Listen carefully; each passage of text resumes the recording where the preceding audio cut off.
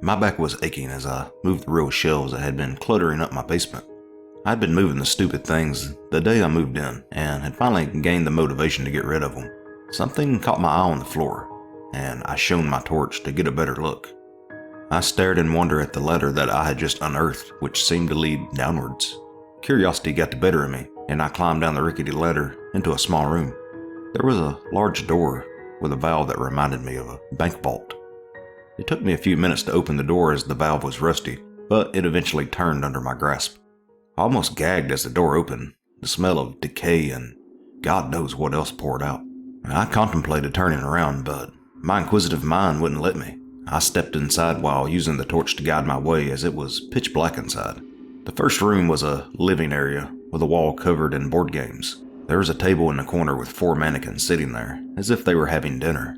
I spent the next hour searching the rooms and finding the living quarters, a bathroom, and what looked like a laboratory. I walked back into the living room and sat down at the table and wondered if I could make money off this somehow. Something in the back of my mind was niggling at me, but I couldn't figure out what it was. My eyes were drawn to the cup directly in front of me, and I watched as a small dribble of water ran down the edge of it.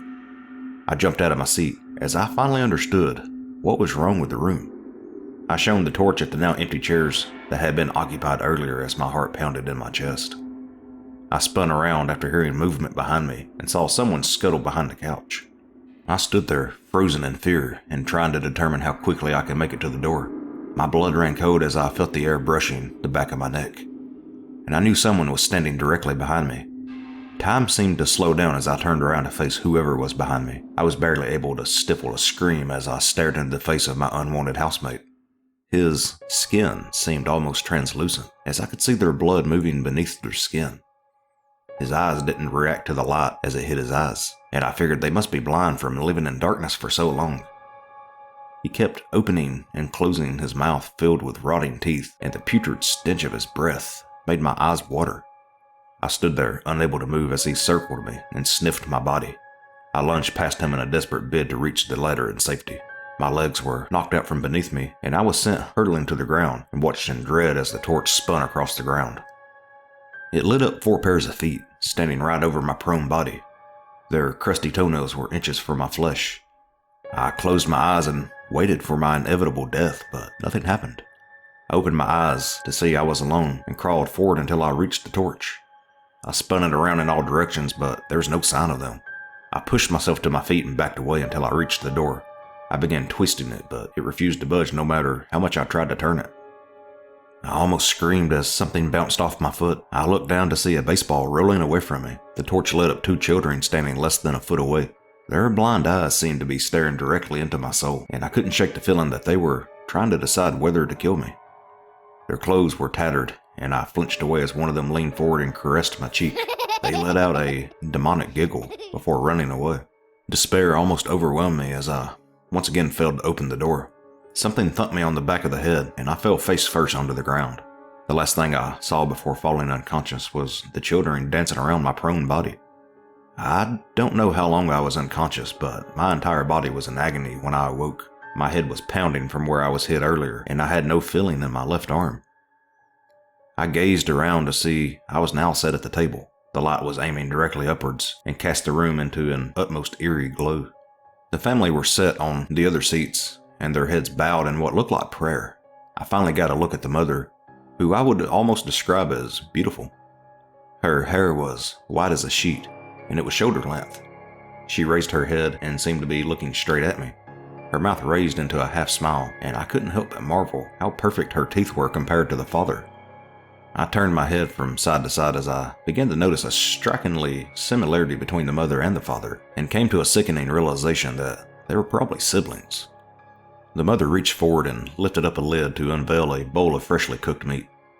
The family began devouring it, and I couldn't hide my revulsion as they tore it apart with their teeth. A nagging doubt at the back of my mind made me wonder where they got the fresh meat from, as they probably hadn't left this place in years. I reached my left arm forward to pick up the torch while hoping they wouldn't notice. I started getting confused as my arm refused to pick up the torch no matter how hard I tried. I slowly drew it back and let out a shriek as I gazed at the stump that had once been my arm. The family all sat there staring at me with giant smirks plastered on their faces as they continued to eat my arm. The father seemed to take great delight in my predicament as he seemed to be savoring every bite. The mother reached over and gently patted my right hand after a few failed attempts at finding it. The family quickly ate their fill before moving away, leaving me to wallow in my own pity.